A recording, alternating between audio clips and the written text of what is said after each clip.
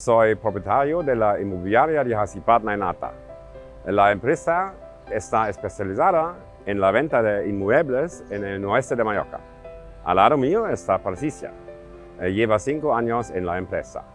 Nunca se me pasaría por la mente pagarle menos que a un hombre.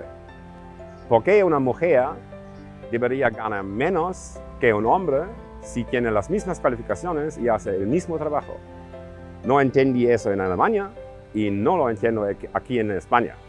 Según las estadísticas, los salarios de las mujeres en España son entre un 10 de 30% más bajos que los de los hombres. Esto es ilógico y no aceptable para mí. Somos gente emprendedora y luchamos para la equiparación de sueldos entre hombres y mujeres.